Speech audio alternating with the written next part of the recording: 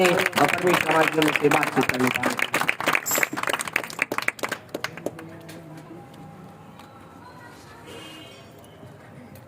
Praise the Lord. Praise the Lord. Praise the Lord. आप सब खुश हैं? Yes. सब खुश हैं? Yes. परमेश्वर का धन्यवाद हो, क्योंकि परमेश्वर की उपस्थिति में आनंद की भरपूरी है। हालेलुया। Hallelujah. आइए आज के वचन की ओर हम चलेंगे, इधर उधर की बातें ना करते हुए हम परमेश्वर के वचन में जाएंगे। अपनी आंखों को बंद करें, अपने सरों को झुकाएं। सर्वशक्तिमान पिता परमेश्वर यीशु मसीह के नाम से आपके चरणों में आते हैं। परमेश्वर, आज की शाम के लिए हम धन्यवाद देते हैं। परमेश्वर, आपका वचन कहता है कि परमेश्वर, जब आपके वचन का बीज बोया जाता है परमेश्वर, तो वो हमारे हृदय की उपजाऊ भूमि पर गिरे। प्रभु, हम अपने हृदय को ऐसी उपजाऊ भूमि बनाए कि आपका वचन जब हमारे अंदर गिरे तो वो जड़ पकड़ने पाए। और आज आपका वचन हमारे हृदय में जड़ पकड़ रहा है पिता, पकड़ने वाला है पिता। हम धन्यवाद देते हैं आपके वचन के लिए। आपका पवित्र आत्मा यहाँ पर कब्जा ले। परमेश्वर, आपके पवित्र आत्मा को हम आजादी देते हैं पूरी तौर से यहाँ कब्जा लेने के लिए प्रभु। और सारी महिमा हम आपको देते हैं, क्योंकि बोलने वाला परमेश्वर कोई व्यक्ति नहीं लेकिन आपका आत्मा है। धन्यवाद देते हैं प्रार्थना सुनने के लिए, यीशु मसीह के नाम से मांगते हैं, आमीन। सभी को प्रेज द लॉर्ड।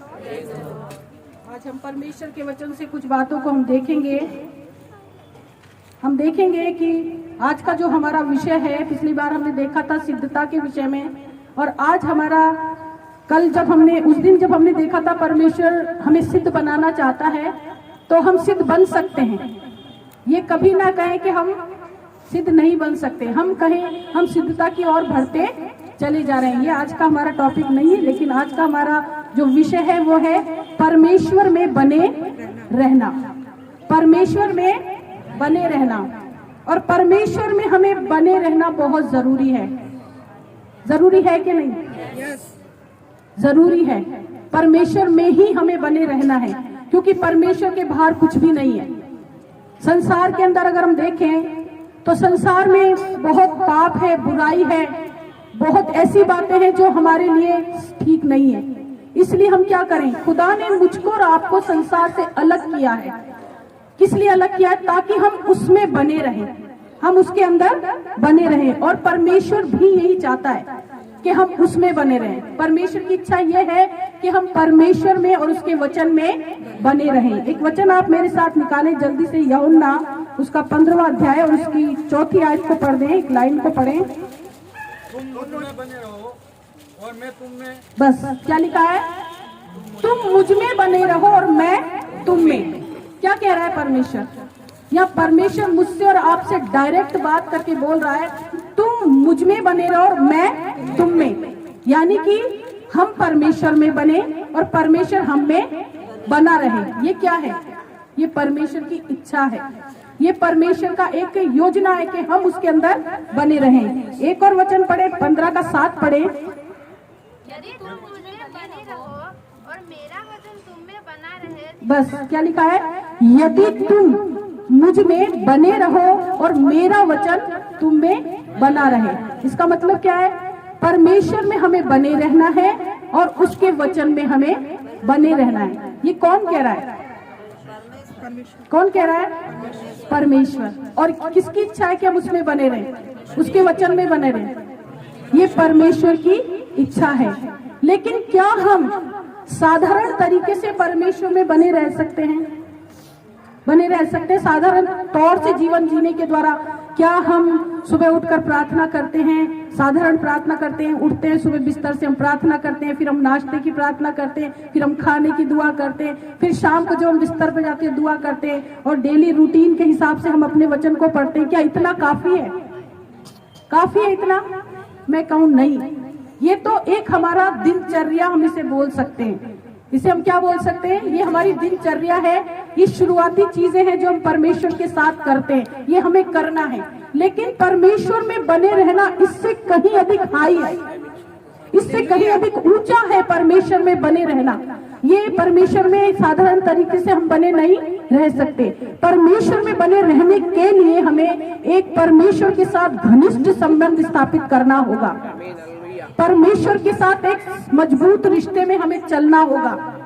ये चाहता है परमेश्वर कि हम उसमें बने रहें। Hallelujah, hallelujah. अब हम देखेंगे क्यों हमें परमेश्वर में बने रहना है, क्योंकि परमेश्वर में बने रहकर ही हम फलवंत हो सकते हैं। उसके बाहर कुछ भी नहीं है, कुछ भी नहीं है।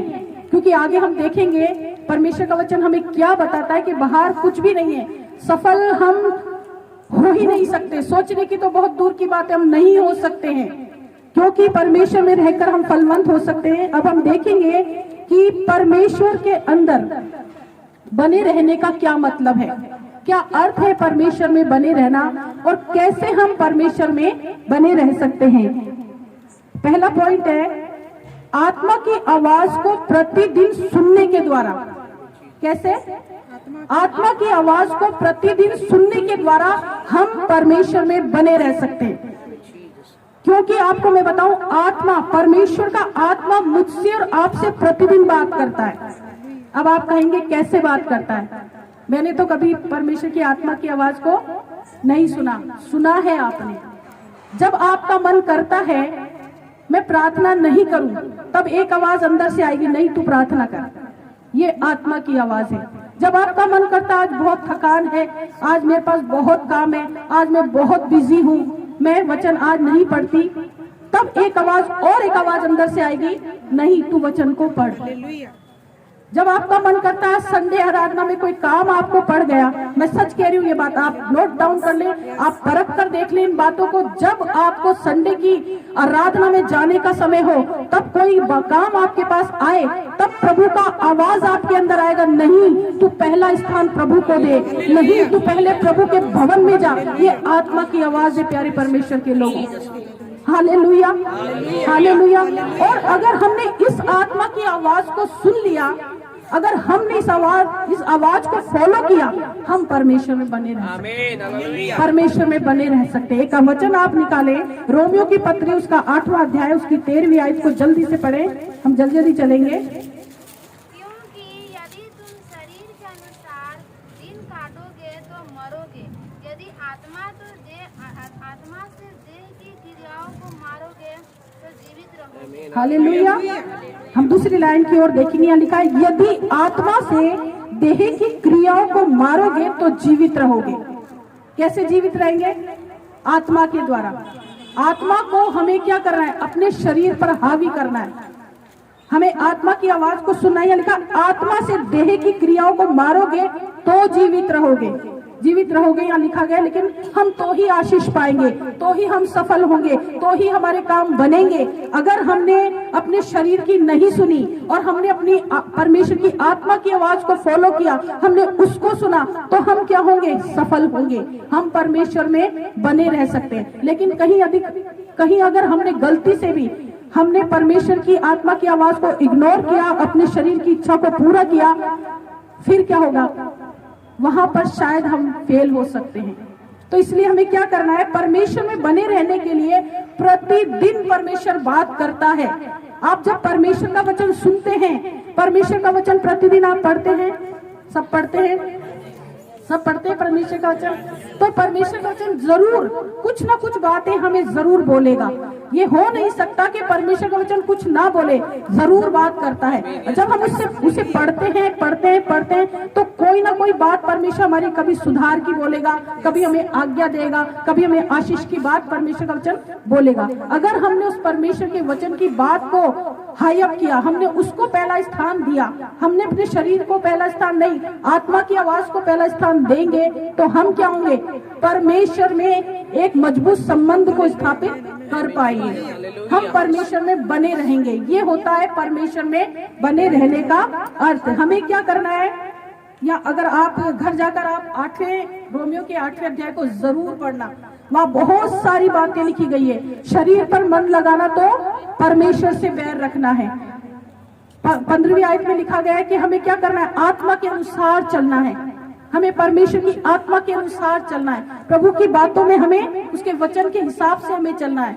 ये होता है परमेश्वर में बने रहने का अर्थ। जब हम अपने अंदर क्या करते हैं? आत्मा की आवाज को फर्स्ट स्थान देते हैं, तब हम परमेश्वर में बने रहते हैं। क्योंकि कई बार ऐसा होता है, हम क्या करते हैं? अपने शरीर की इच्छाओं को पूरा करते हैं। हमारा शरीर तो शरीर क्या करेगा? आप ये याद रखें, हमेशा शरीर आत्मा के विरोध में बात करेगा, लेकिन परमेश्वर ने हमारे अंदर अपना आत्मा डाला है, तो परमेश्वर का आत्मा क्या करेगा? हमें सदा सही दिशा देगा, सही दिशा में हमें लेकर चलेगा। तू ये कर, तू ये मत कर। प्रतिदिन आप देखना, जब आपके मन में कुछ ऐसी, कई बार हम जो अलग बैकग्राउंड से प्रभु के पास आते हैं, तो कई बार हमारे जीवन के अंदर ऐसी बातें आती हैं, समझौते का समय आता है, लेकिन उस समय भी परमेश्वर का वचन हमारे कान में आकर बोलता है, नहीं, तुझे ये नहीं करना, तू परमेश्वर की है, तू परमेश्वर का जन है, तूने यीशु को ग्रहण किया है, तूने परमेश्वर को माना है। प्रतिदिन परमेश्वर की आत्मा की आवाज हमारे पास आती है, लेकिन कई बार हम क्या करते हैं? इग्नोर करते हैं। हमें नहीं करना है प्यारे परमेश्वर के लोगों, हम परमेश्वर के साथ मजबूत संबंध स्थापित कर पाएंगे। एक दूसरा जो पॉइंट है वो है परमेश्वर के वचन में जड़ पकड़ने के द्वारा। दूसरा पॉइंट क्या है? परमेश्वर के वचन में जड़ पकड़ने के द्वारा हम क्या हो सकते हैं? परमेश्वर में बने रह सकते हैं।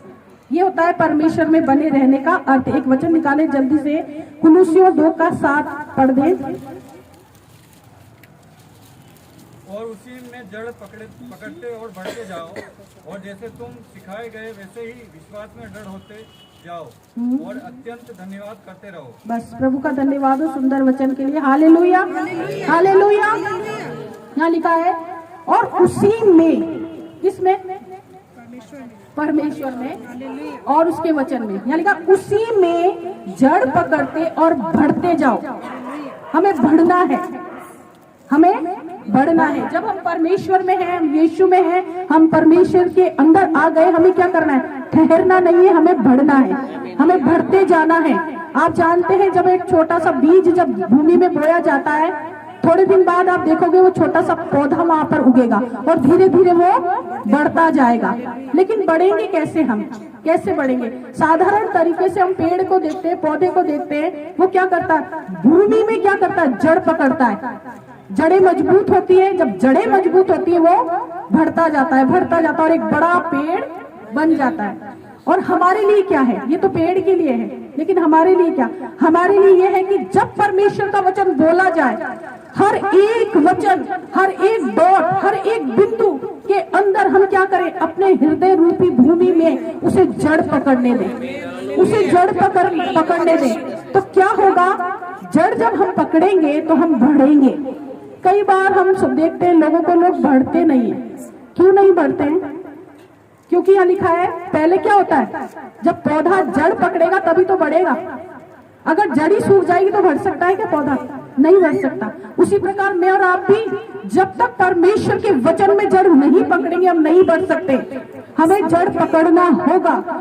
परमेश्वर प्रतिदिन हमसे डिमांड करता है इस बात की कि हम परमेश्वर के वचन में जड़ पकड़े। हम जब प्रभु के भवन में आते हैं, हम इस कान से सुनकर वचन को इस इधर से जाने ना दें, इस कान को हम बंद कर लें। क्या करें? उसे अपने हृदय में जाने दें, हृदय में जाने दो और जड़ पकड़े। परमेश्वर आपका वचन ऐसा कहता है। आज प्रभु की दास ने ये वचन बोला, आज मैं आपके वचन के अंदर जड़ पकड़ूं। कोई भी बात आपको परमेश्वर बोल सकता है, तो हमें क्या करना है? जब हम जड़ पकड़ेंगे तभी हम बढ़ेंगे। और यहाँ लिखा है, आगे की लाइन में लिखा, जैसे तुम सिखाए गए। प्रतिदिन हम सीख रहे हैं, मैं और आप प्रतिदिन सीख रहे हैं, वचन से सीख रहे हैं। संडे आराधना में सीखते हैं, ऐसी मीटिंगों में सीखते हैं। तो यहाँ लिखा है, जैसे तुम सिखाए गए वैसे ही विश्वास में दृढ़ होते जाओ और अधिकाधिक धन्यवाद करते जाओ।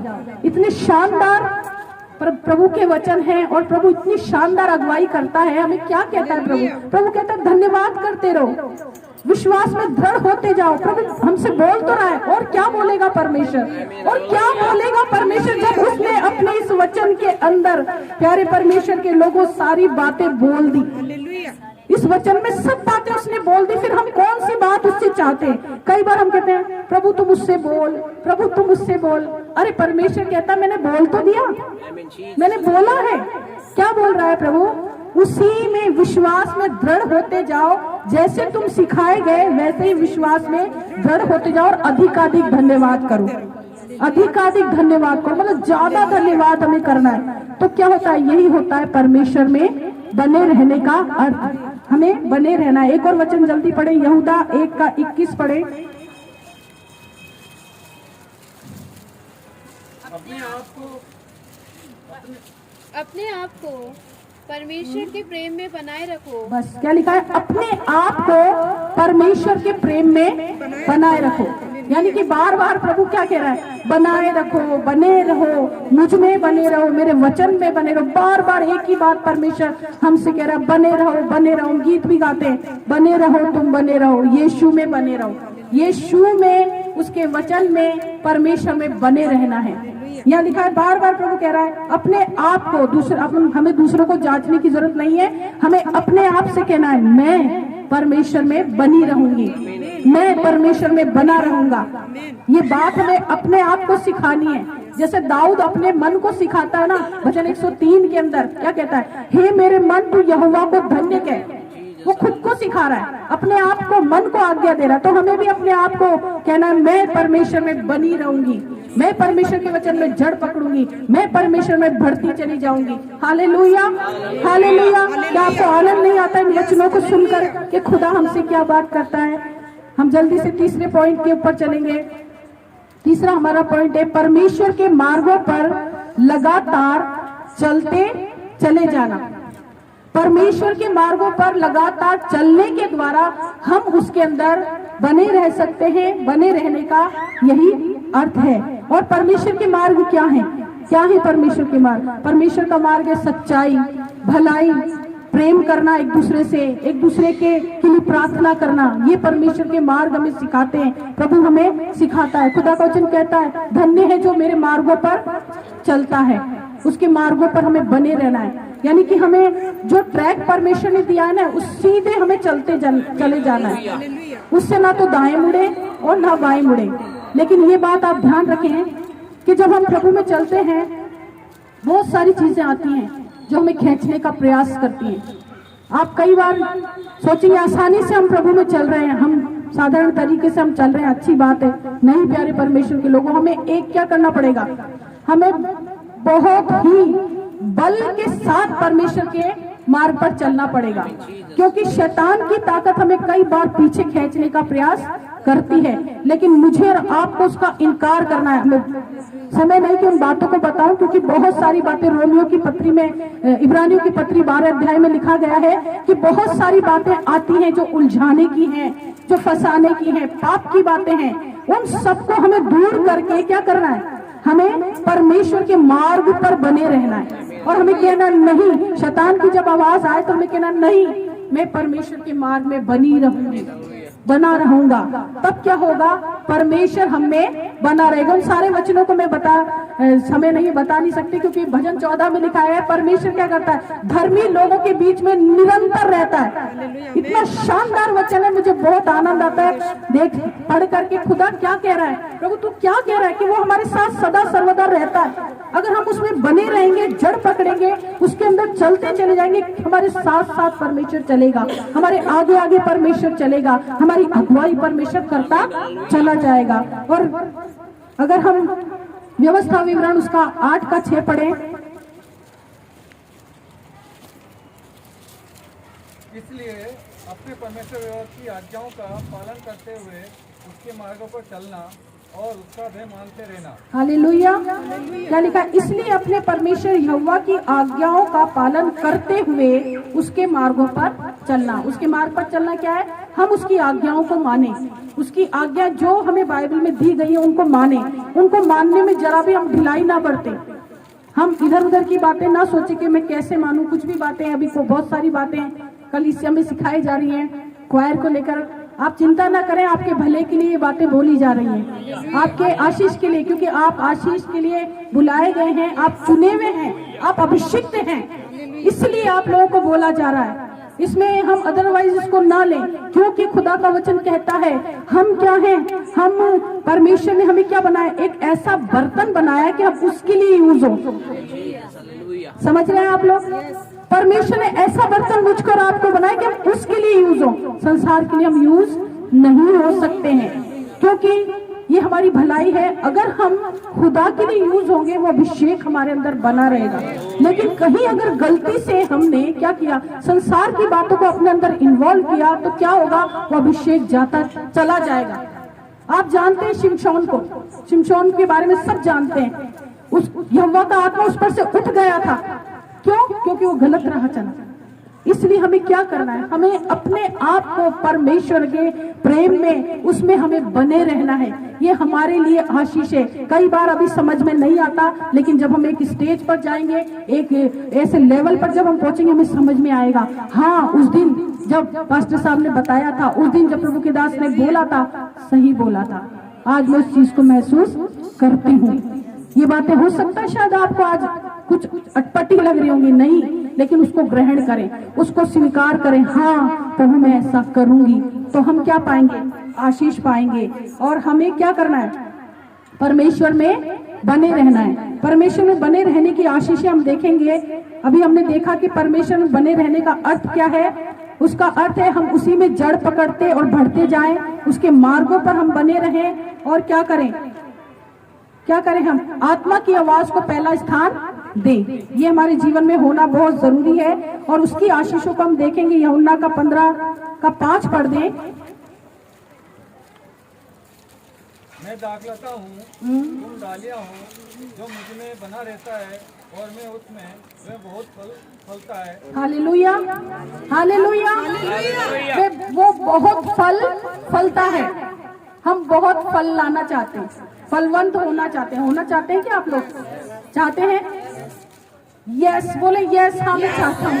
हम फलवंत होना चाहते हैं। तो उसके लिए मैंने ऊपर आपको बताया कि हमें परमेश्वर में बने रहने से हमें क्या होगा? हम बहुत सा फल लाएंगे। बहुत सा फल हमारे अंदर होगा, हमारे परिवार में बहुत सा फल होगा, क्योंकि परमेश्वर के बिना हम कुछ भी नहीं है। और आगे लिखा है 15:7, उसकी आगे वाली लाइन में लिखा है, तो जो चाहो मांगो तुम्हारे लिए हो जाएगा। Hallelujah, hallelujah. हम क्या करते हैं? हमारे मन में जो आता है मांगते हैं।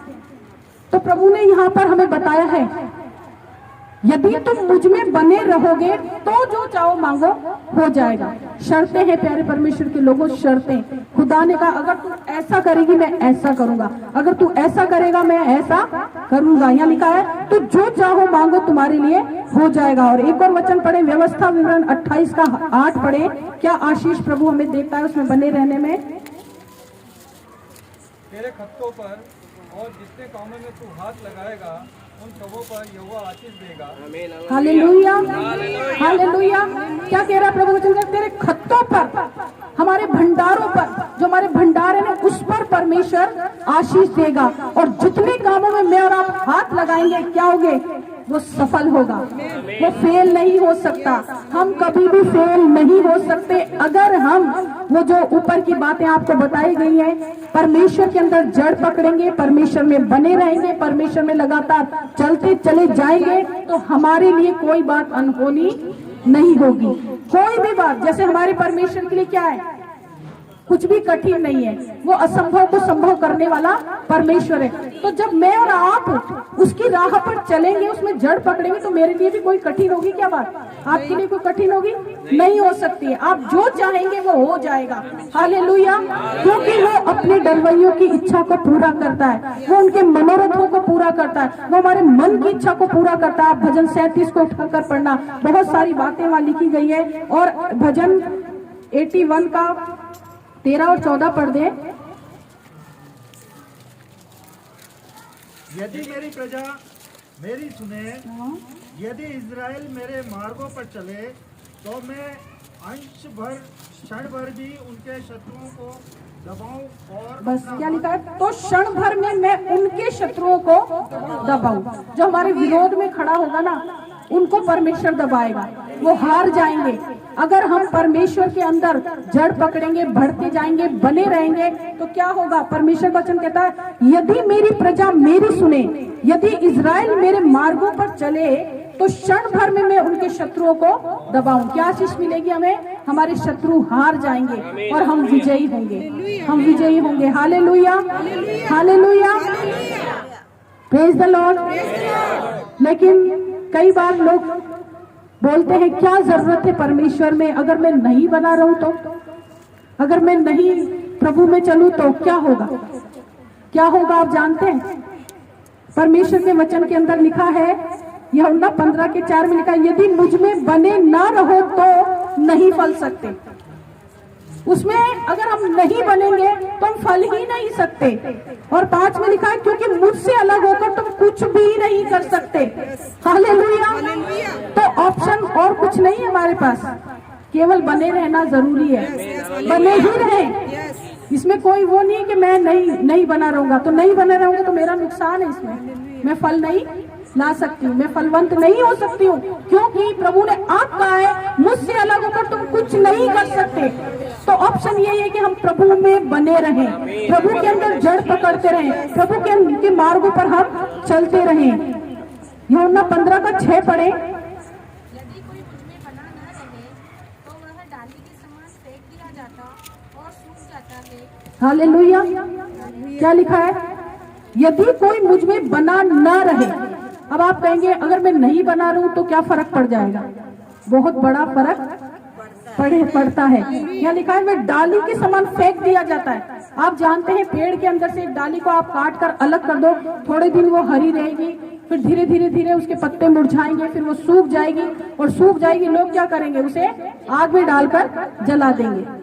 तो यहाँ लिखा है वो डाली के समान फेंक दिया जाता और सूख जाता है। मेरा और आपका जीवन सूख जाएगा अगर हम परमेश्वर में बने ना रहे तो। इसलिए हमारे पास यही एक तरीका है कि हम खुदा में बने रहें। और आशीष और धन्यवाद की ये बात ये है कि आप लोग सब प्रभु में बने हुए। अपने आप के लिए ताली बजाएं जोर से। Hallelujah, hallelujah.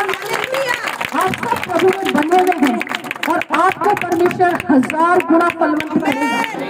ये आप रिसीव करें, अपने अंदर ग्रहण करें, आपको परमेश्वर बढ़ाएगा। क्योंकि आप यहाँ पर इसलिए हैं क्योंकि आप परमेश्वर से प्रेम करते हैं, उसके मार्गों पर चलते हैं, और आप परमेश्वर से प्रेम करने के द्वारा उसमें बने हुए हैं। और ये वचन क्या करते हैं? हमें उत्साहित करते हैं। मेरे और आपके सीखने के लिए है। पवित्र आत्मा मुझे और आपको सिखाता है कि हम कैसे चलें, कैसे बने रहें, कैसे प्रभु में हम बढ़ते चले जाएं। इन वचनों के द्वारा परमेश्वर आपको आशीष दे।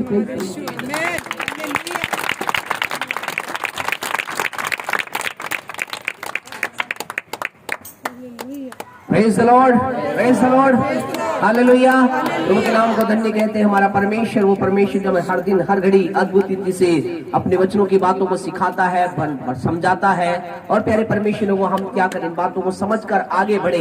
हमारा परमेश्वर हमें फलवंत करना चाहता है, हमारा परमेश्वर हमें बढ़ाना चाहता है, हमारे परमेश्वर हमें हर क्षेत्र का उन्नति देना चाहता है। लेकिन इसके लिए आपको मुझे परमेश्वर बने रहने की आवश्यकता है, उसकी आवाज को हमें फॉलो करने की आवश्यकता है, अनुसरण करने की आवश्यकता है। उसकी आवाज हमें क्या बोलती है? अगर हम ऐसा करेंगे, आपसे कहना चाहते हैं इन आशीषों को अपने जीवन में देखेंगे। हम जब अपने जीवन में बहुत सी आशीषों को देखना चाहते हैं, हम बहुत आशीषों को देख रहे हैं, और बड़ी आशीषों को हम देख पाएंगे यदि मैं आप क्या करेंगे? इन बातों को अपने जीवन में अलाउ करेंगे। और ऐसा जब हम करेंगे, हम परमेश्वर के महान कार्य को देखें। कई बार जीवन में समस्या लोगों की जिंदगी होती है, प्रभु की आशीष को देखना चाहते हैं, लेकिन प्रभु की बात को मानने के लिए उन्हें कठिन लगता है। कठिन है, कई बार कठिन है, कई बार मुश्किल लगता है। लेकिन हम अगर उस मुश्किल कदम के अंदर, उस मुश्किल राह में अपने आप को रख देंगे तो हम जय को प्राप्त करेंगे, विजय को प्राप्त करेंगे। दुनिया के जितने भी संसारिक लोग हैं जिन्होंने जय प्राप्त की, जो हिमालय के ऊपर चढ़े, दूसरी जगहों पर जिन्होंने जय प्राप्त की, उनके जीवन में अगर हम देखें तो उनके जीवन यही था।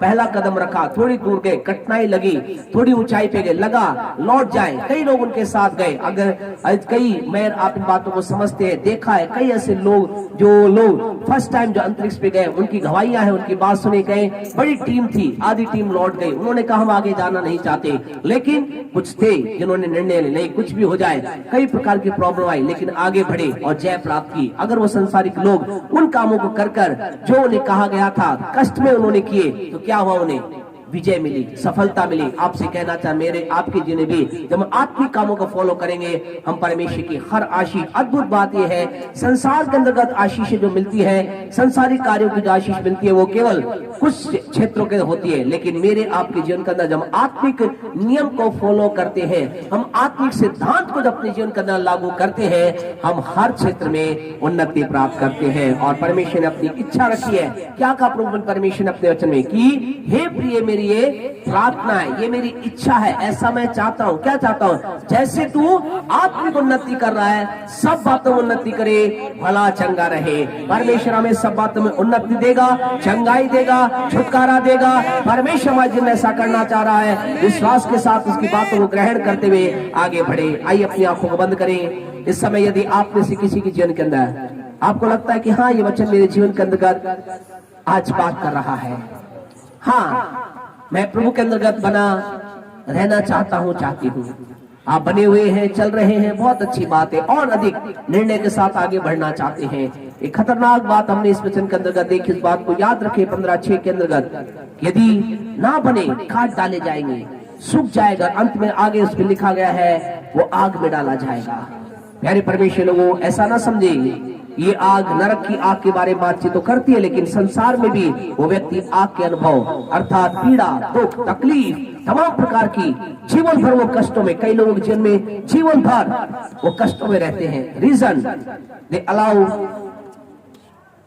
वर्ल्डली लॉ, वो संसारिक नियम को अपनाते हैं परमेश्वर के नियम के अलावा। वो सोचते हैं हम ज्यादा मेहनत, हम 7 दिन काम कर करके हम जीवन के अंदर अधिक धन कमा सकते। नहीं, गलत है। 6 दिन आप काम के 7वें दिन अगर आप प्रभु के भवन में नहीं आ रहे, कहीं ना कहीं कष्ट को आप देखने पाएंगे। इसलिए आज एक निर्णय लें। हमें से प्रत्येक जन आज इन दिनों के अंदर जब प्रभु बढ़ रहे हैं, हम खुदा का समय, खुदा का पैसा, खुदा की चीज को टच करने की कोशिश ना करें। छुएंगे भस्म हो जाएंगे, नाश हो जाएंगे, कष्ट के द्वारा, नष्ट के द्वारा, विपत्तियों के द्वारा। हम देखें अपने जीवन में क्यों हमारे जीवन के अंतर्गत प्रॉब्लम है। कई लोग कहते हैं पास्टर साहब मेरे जीवन की समस्या क्यों। हम जीवन में जांच के देखें हमारे जीवन के अंतर्गत what value we have in our life, the spiritual, about the spiritual thing. आत्मिक जीवन के बारे में हमारे जीवन के क्या वैल्यू है, क्या कीमत है।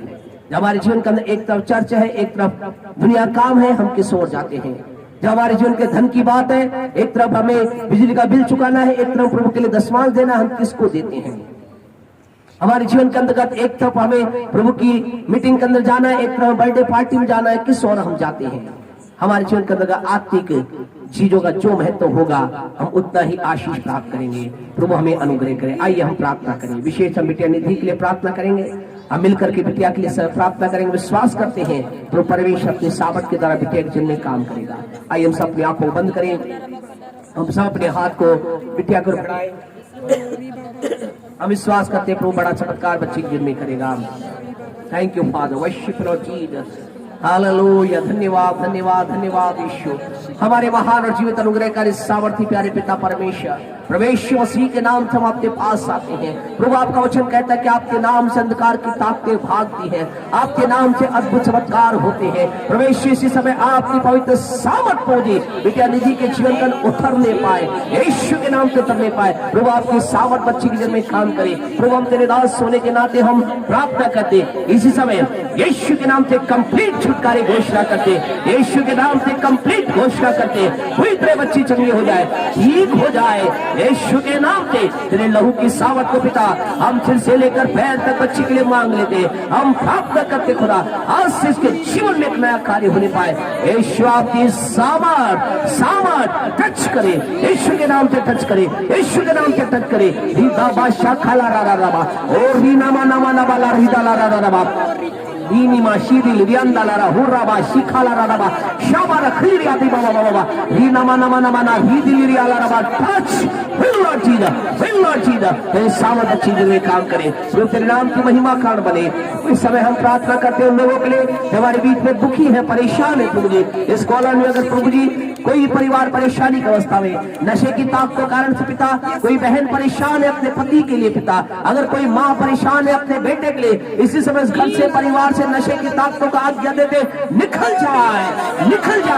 तुम उनके बच्चे, उनके पति और नशे के आदतों से मुक्त होने पाए। प्यारे प्रभु जी हम प्रार्थना का जवानों के लिए अगर कोई विचार की आदतों में पड़े हुए, तेरी सामर्थ्य और परमेश्वर के जीवन से पाप निकले, पवित्र आत्मा की आग ने भस्म करे, जीवन में परिवर्तन दर्शन आए पिता, जवानों के अंदर पवित्रता खुदा महत्व लेने पाए प्रभु जी।